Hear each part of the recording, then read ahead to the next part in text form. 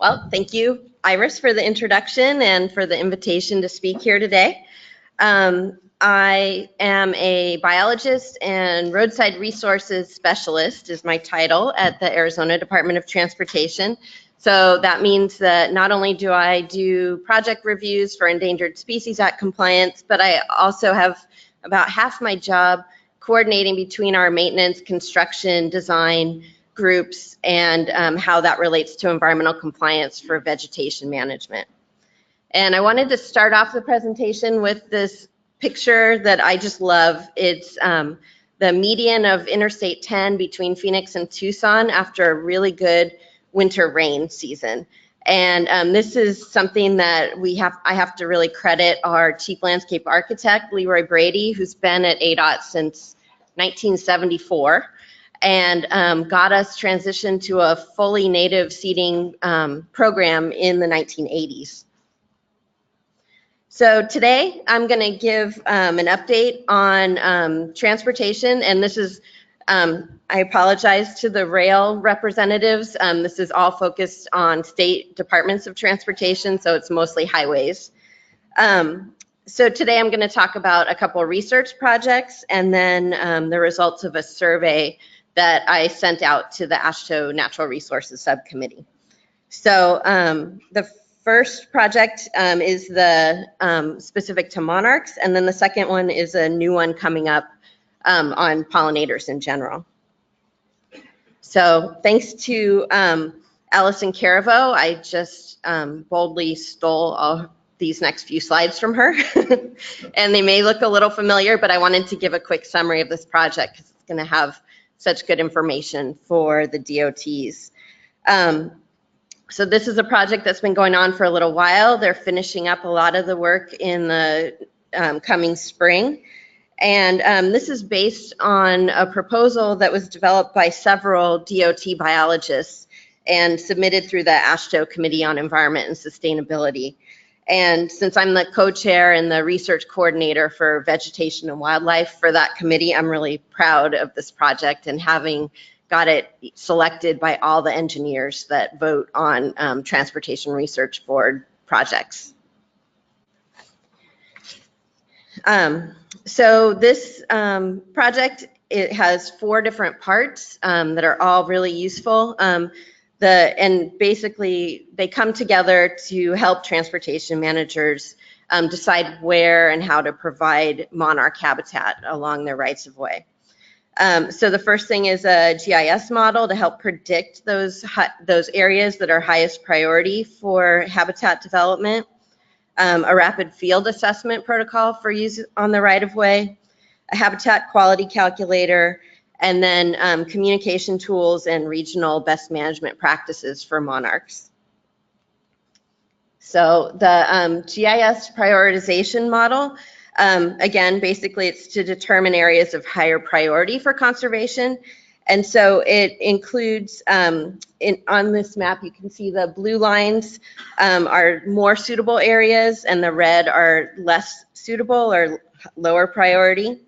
And basically wider roadsides, proximity to natural areas, and lower traffic volume are the ones that contribute to higher rankings.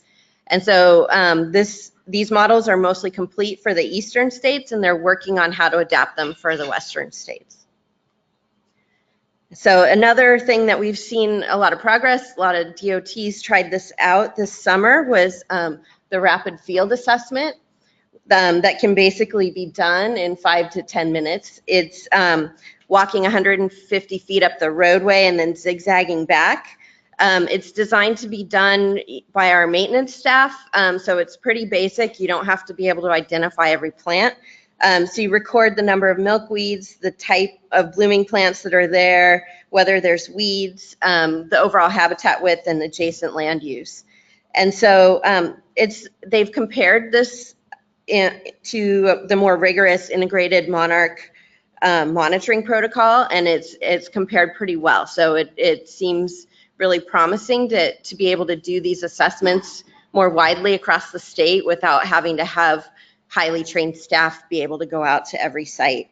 And so, as I said, several DOTs trialed it this summer to to see if there were any tweaks needed.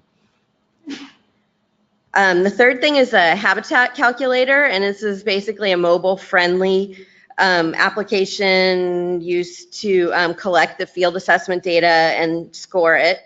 And so it basically works with the prioritization and the field assessment to help identify those best sites and then help connect or plan management actions. The next project I was going to talk about is a new one that's starting up. This was selected, it's also funded by the Transportation Research Board National Cooperative Highway Research Program. And so this was selected for the 2019 program, and it was also submitted by the AASHTO Committee on Environment and Sustainability. And so this one is going to focus more broadly on pollinators and compile all the great existing information that's out there into regional guidebooks for DOTs to use. And then it also has a component to address strategies for Endangered Species Act compliance, especially as it seems that we may be having more pollinators go into decline and potentially be listed under the Endangered Species Act. It'll also include some regional peer exchanges to help DOTs get together and share information face-to-face.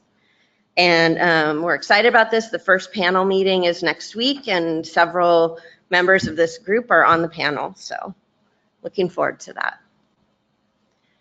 All right, so the second part of my talk is on this quick survey that I sent out to DOT biologists across in all 50 states. And I have to really thank everybody. I got 37 responses from 29 states in 5 days. So, because I was a little last minute on this. I also got 10 or 11 states to send me in photos and summaries of what they're doing. And so you guys put together my talk for me. So thank you. So the first question on here was basically about general pollinator conservation efforts, and offered 8 categories of different types of actions, and then an other. And the top 4 that DOTs reported were that they were using native seed mixes, adjusting their maintenance practices for habitat, partnering with others, and creating and maintaining specific habitat areas for pollinators. So the top response was 26 of the 29 DOTs that responded say that they're using native seed mixes, both following construction and when they're creating habitat. Now, not all of them are using it 100% of the time, but it's really great to know that that many DOTs have developed that expertise and to have those seed mixes. This particular photo is from the Texas Department of Transportation. They have a really extensive program, and they've had a roadside wildflower program in place since the 1930s. The second most, responded, or highest number of DOTs that responded, was building and maintaining pollinator habitat areas.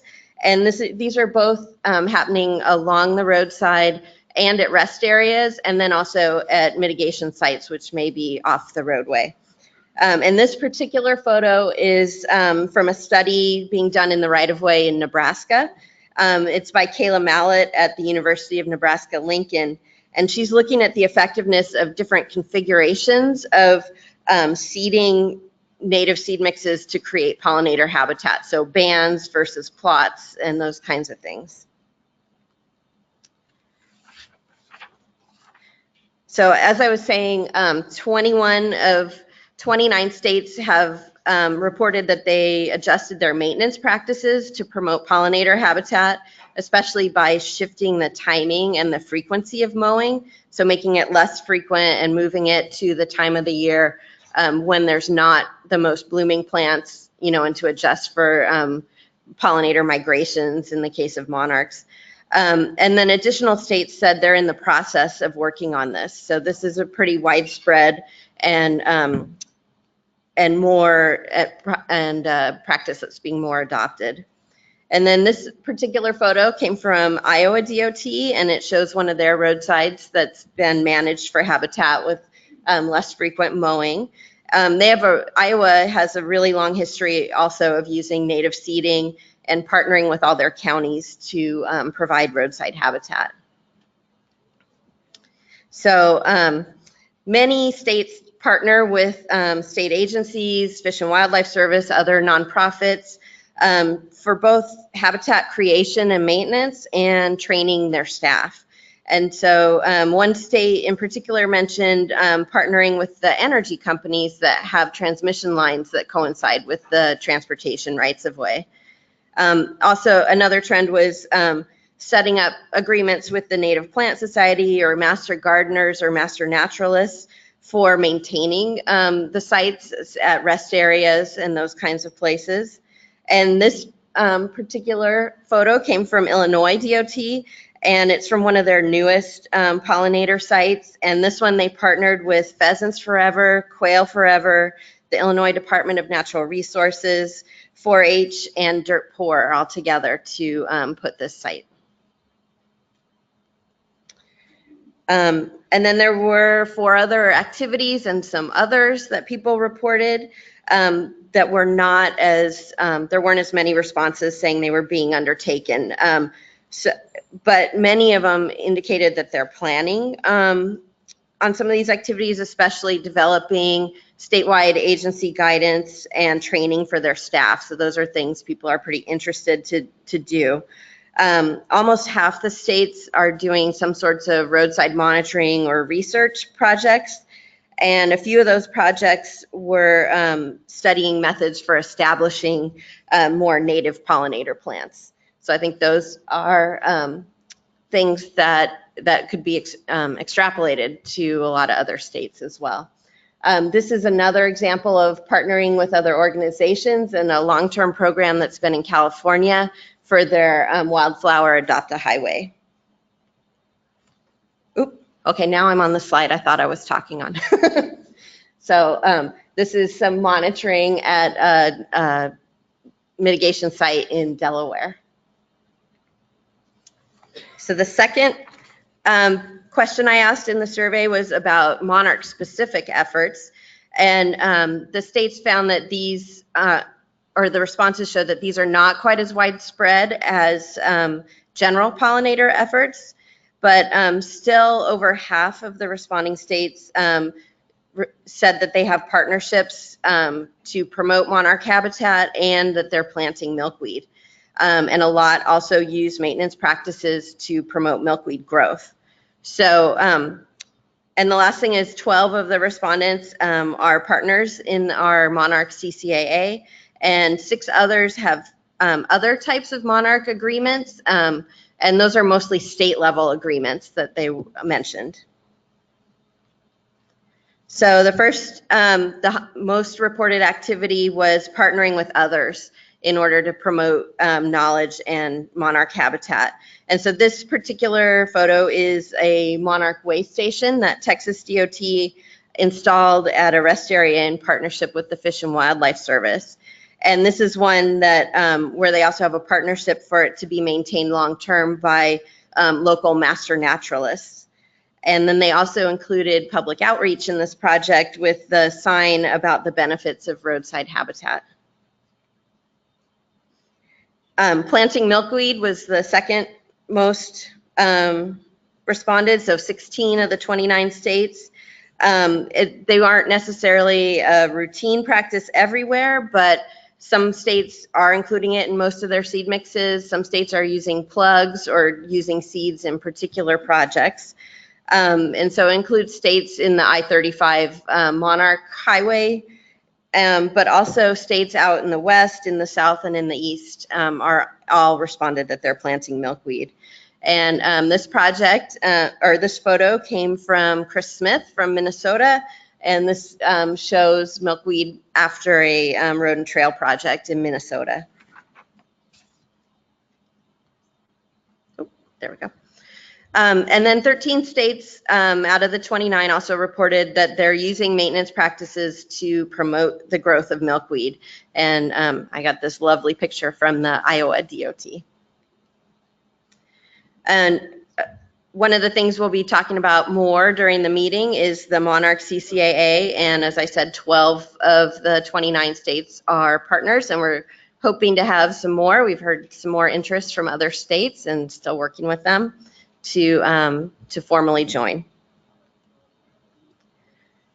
And then we had a few other activities, research projects, mapping suitable habitat and monitoring the roadside habitat. And this picture is from a training session this summer between Illinois DOT and the Monarch joint venture, where they were testing out that rapid field assessment that I mentioned from the research project. So the responses indicated that probably the next steps we should be looking at to support the different transportation departments are helping with development of agency guidance and training programs for staff, and then particularly for Monarchs, the mapping and the modeling of suitable habitat and implementing monitoring protocols. And so the timing of the completion of the research project is going to be really good for that.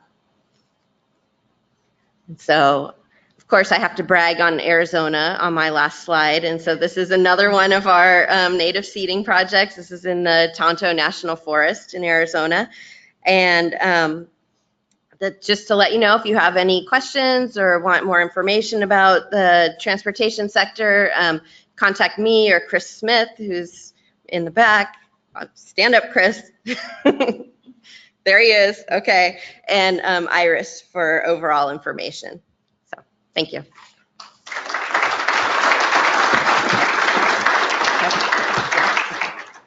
Any questions? So that Texas demonstration garden slide that you showed, we did one in Ohio. It would be cool if other states that do similar demonstration gardens could share their interpretive signs, and you could all borrow and share text and things. That's a great idea. Yeah, I like that. Any other questions? All right. Thank you.